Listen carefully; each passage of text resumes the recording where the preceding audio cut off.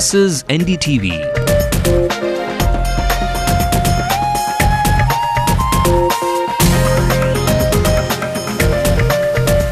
And you're watching Ndtv-Hindu.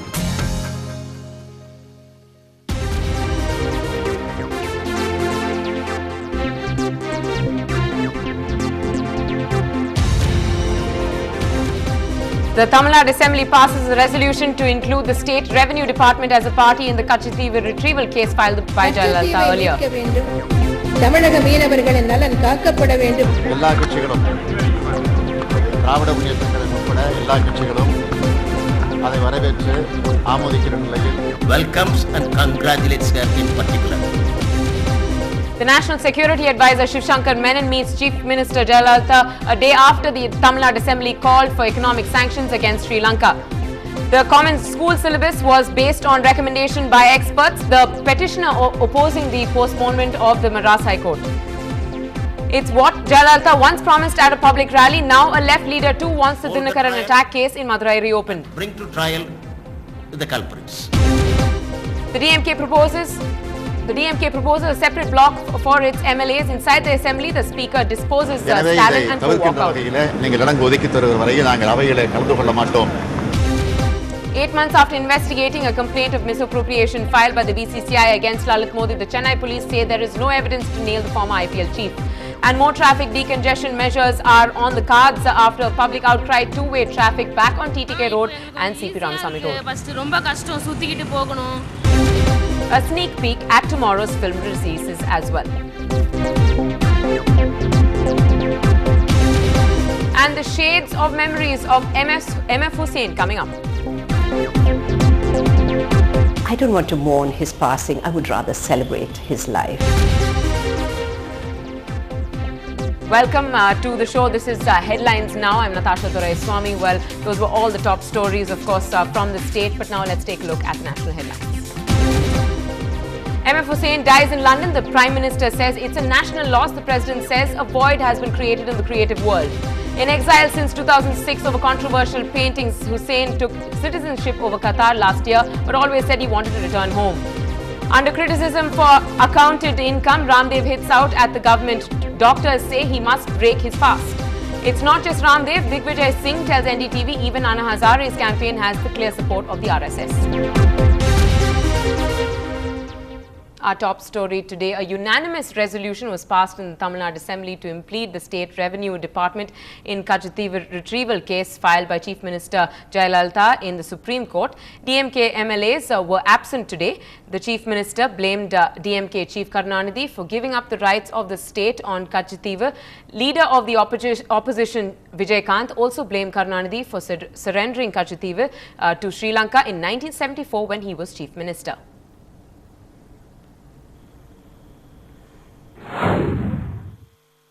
கச்சத்தீவை மீட்க வேண்டும், தமிழக மீனவர்களின் நலன் காக்கப்பட வேண்டும் என்று முன்னாள் முதலமைச்சர் திரு மு கருணாநிதிக்கு உண்மையிலேயே அக்கறை இருந்திருக்குமானால் என்னுடைய கோரிக்கைக்கு ஆதரவு தெரிவித்து உச்சநீதிமன்றத்தில் உடனே எதிர் உறுதி ஆவணம் தாக்கல் செய்யப்பட வேண்டும் என்று உத்தரவிட்டிருக்க வேண்டும். ஆனால் அவ்வாறு அவர் செய்யவில்லை. தமிழக மீனவர்களின் நலன் காக்க நடவடிக்கை எடுக்க மனம் இல்லாததால் தான் மத்திய அரசு எதிர் உறுதி ஆவணத்தை தாக்கல் செய்த பின் மாநில அரசு தாக்கல் செய்யலாம் என்று முடிவெடுத்து விட்டார் திரு கருணாநிதி.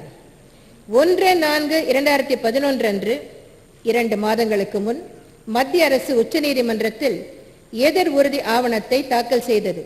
அதில் 1974 மற்றும் 1976 ஆண்டுகளில் போடப்பட்ட ஒப்பந்தங்களுக்கு நாடாளுமன்றத்தின் ஒப்புதல் பெறப்பட வேண்டியதில்லை என்றும் என்னுடைய ரிட் மனு தள்ளுபடி செய்யப்பட வேண்டும் என்றும் குறிப்பிட்டுள்ளது. கடலோர பகுதிகளில் வாழும் மீனவர்களின் வாழ்வாதாரமாக விளங்கும் கச்சத்தீவினை 1974 மற்றும் 1976 ஆண்டுகளில் போடப்பட்ட இந்திய இலங்கை ஒப்பந்தங்களின் மூலம் இலங்கைக்கு தாரை வார்த்ததை சட்டவிரோதமானது என அறிவிக்க கோரி உச்சநீதிமன்றத்தில் அனைத்திந்திய அண்ணா திராவிட முன்னேற்ற கழகத்தின் பொதுச் செயலாளர் என்ற முறையில் என்னால் தொடுக்கப்பட்ட வழக்கிற்கு மேலும் வலு சேர்க்கும் வகையில் பின்வரும் தீர்மானத்தினை இன்று இப்பேரவையில் நான் முன்மொழிய விழைகிறேன். தீர்மானம்: இந்திய நாட்டுக்கு சொந்தமான ஒரு பகுதியை அந்நிய நாட்டிற்கு கொடுப்பது தொடர்பான உடன்பாட்டை நாடாளுமன்றத்தின் இரு அவைகளின் ஒப்புதலோடு இந்திய அரசியலமைப்பு சட்ட திருத்தத்தின் மூலம் மட்டுமே நடைமுறைப்படுத்த முடியும் என 1960ஆம் ஆண்டு உச்சநீதிமன்றம் பெருபாரி வழக்கில் தீர்ப்பளித்தது. Well, the DMK Legislative Party leader M.K. Stalin recently alleged that the DMK MLAs will not attend assembly until they are allotted seats in one block of the assembly. Stalin charged the DMK MLAs with attempting to assault the DMK MLAs in the House. Let's listen. இலங்கை அரசை போர் குற்றவாளியாக அறிவிக்க வேண்டும், இலங்கை நாட்டிற்கு பொருளாதார தடையை உருவாக்க வேண்டும் என்ற நிலையில் அரசின் சார்பில் கொண்டு வரப்பட்ட தீர்மானத்தை எல்லா கட்சிகளும், திராவிட முன்னேற்றக் கழகம் உட்பட எல்லா கட்சிகளும் அதை வரவேற்று ஆமோதிக்கிற நிலையில் நிறைவேற்றப்படக்கூடிய அந்த தீர்மானத்தை ஒட்டி திமுக கழகத்தினுடைய சட்டமன்ற கட்சியினுடைய துணைத் தலைவர் திரு துரைமுருகன் அவர்கள் தங்களுடைய கருத்துக்களை எல்லாம் இந்த அவையில் நேற்றைய தினம் எடுத்து வைத்தார்கள். அதைத் தொடர்ந்து எதிர்க்கட்சியினுடைய தலைவர், தேமுதிகவினுடைய தலைவராக இருக்கக்கூடிய திரு விஜயகாந்த் அவர்கள் அவர் அந்த கருத்திலே பேசுகிற போது திராவிட முன்னேற்றக் கழகத்தை விமர்சித்து, குறிப்பாக தலைவர் கலைஞர் அவர்களை கேலி செய்து, கிண்டல் புரிந்து, விமர்சனம் செய்து அவர் பேசிய காரணத்தால் திரு துரைமுருகன் அவர்களும் மற்றும் திராவிட முன்னேற்றக் கழகத்தை சார்ந்த உறுப்பினர்களும் அதை ஆட்சேபித்து குரல் எழுப்பிய நேரத்தில் அவர் பேசி முடித்ததற்கு பிறகு உங்களுக்கு வாய்ப்பு தரப்படும் என்று சபாநாயகர் தீர்ப்பினை வழங்கினார்கள். ஆனால் அவர் பேசி முடித்ததற்கு பிறகு அந்த வாய்ப்பை திரு துரைமுருகன் அவர்களுக்கு சபாநாயகர் அவர்கள் வழங்கவில்லை. ஆகவே அதை கண்டிக்கின்ற வகையில் நேற்றைய தினம் அவையிலிருந்து திமுக கழகத்தின் சார்பில் நாங்கள் வெளிநடப்பு செய்தோம். இந்த பிரச்சனை சட்டமன்றத்தில் எழுப்பப்பட்ட போது தேமுதிகவை சார்ந்தவர்கள் பேசிக் கொண்டிருக்கக்கூடிய துரைமுருகன் அவர்களை கிண்டல் புரிந்து, கேலி செய்து, கூச்சல் போட்டு அவரை பேச விடாமல் தடுக்கின்ற முயற்சியிலும் ஈடுபட்டார்கள். அதற்கு பிறகு வெளிநடப்பு செய்யக்கூடிய திமுக கழகத்தினுடைய உறுப்பினர்களை வெளியே செல்லாமல் தடுக்கின்ற முயற்சியிலும், ஏன் வேஷ்டியெல்லாம் அடித்துக்கொண்டு தாக்க முற்படுகிற முயற்சிகளும் ஈடுபட்டார்கள். திமுக கழகத்தினுடைய சட்டமன்ற உறுப்பினர்கள் கூட ஒரே பகுதியில், அது முன்னாலோ பின்னாலோ எங்கு வேண்டுமானாலும் அவர்கள் இருக்கை தரலாம், ஆனால் ஒரே பகுதியில் வரிசைப்படுத்தி ஒட்டுமொத்தமாக வழங்க வேண்டும். அதுதான் தொடர்ந்து சட்டமன்றத்தில் கடைபிடிக்கப்படக்கூடிய மரபாகும். ஆக அந்த மரபின் அடிப்படையில் ஒரே பகுதியில் இடங்களை, இருக்கையை ஒதுக்கி தர வேண்டும் என்று நேற்றைய தினம் தலைவர் என்ற முறையில் நான் கையெழுத்திட்டு கடிதம் கொடுத்திருக்கிறேன். இன்று காலை எனக்கு ஒரு பதில் கடிதம் கொடுத்திருக்கிறார்கள். என்ன கடிதம் என்று கேட்டால், விதிமுறைப்படிதான் இடங்கள் ஒதுக்கப்பட்டிருக்கிறது என்று எங்களுக்கு பதில் தந்திருக்கிறார்கள். ஆனால் கடந்த சட்டமன்ற வரலாற்றை பார்க்கிற போது, ஏன் நாங்கள் ஆட்சி பொறுப்பில் இருந்த நேரத்திலே கூட ஒவ்வொரு கட்சிக்கும், அது பாட்டாளி மக்கள் கட்சியாக இருந்தாலும் சரி, காங்கிரஸ் கட்சியாக இருந்தாலும் சரி, எதிர்கட்சியாக இருந்த அதிமுகவாக இருந்தாலும் ஒவ்வொரு கட்சிக்கும் ஒரே பகுதியில் தான் இடங்கள் ஒதுக்கி தரப்பட்டது என்பது எல்லோருக்கும் நன்றாக தெரியும். ஆகவே இப்படிப்பட்ட நிலையில் வெளிநடப்பு செய்யக்கூடிய நேரத்தில் கூட பாதுகாப்பாக எங்களால் வெளியே வர முடியாத ஒரு சூழ்நிலை இருக்கிறது.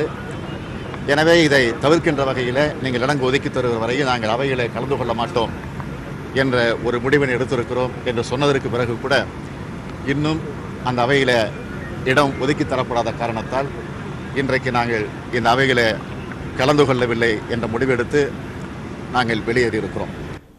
And reacting to these very same accusations by M.K. Stalin was the deputy leader of the opposition and the DMDK Presidium Chairman Panruti Ramachandran.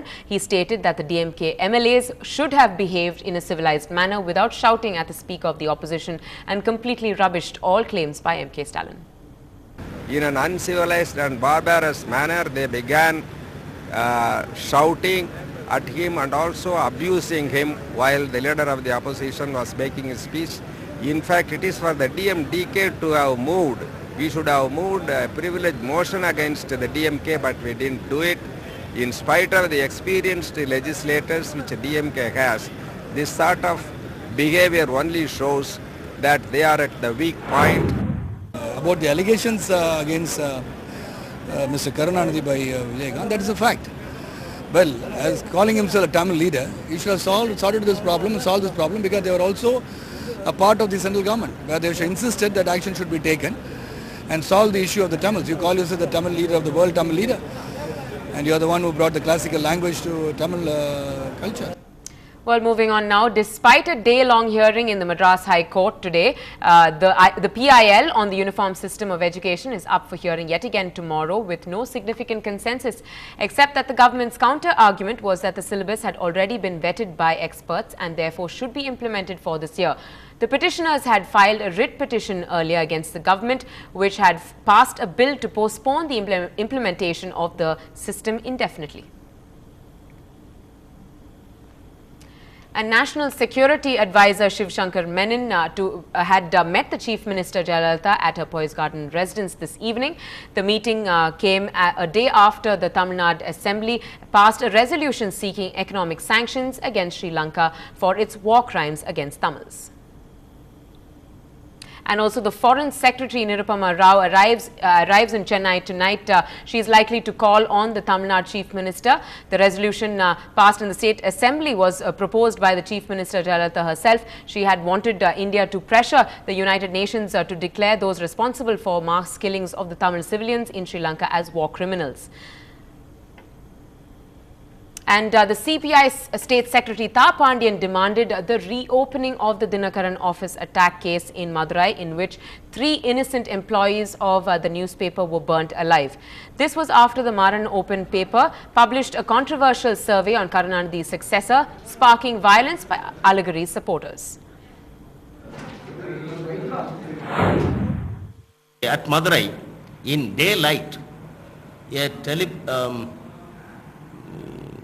a print media, a daily paper, and also TV broadcasting station, telecasting station, both have been burnt, and 3 employees have been burnt to death, almost killed. But in the subsequent case that followed, the court had released all of them, saying that the case cannot be proved. Hence we appeal to this government to reopen the case and conduct the case, hold the trial, and bring to trial the culprits, real culprits. The post-mortem has been conducted on the victims of yesterday's Avalur bus tragedy. The bodies were handed over to relatives soon after. Meanwhile, the driver of the bus was produced before the Valaja court and is now behind bars at the Vellore Central Prison after the police looked at his negligence as the cause of the accident that killed over 20 persons.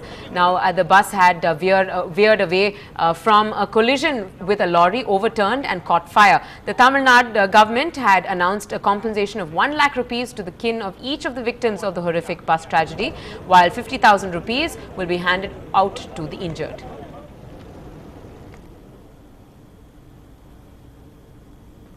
Well, time to slip into a short break here on the Bulletin. More news and updates will continue.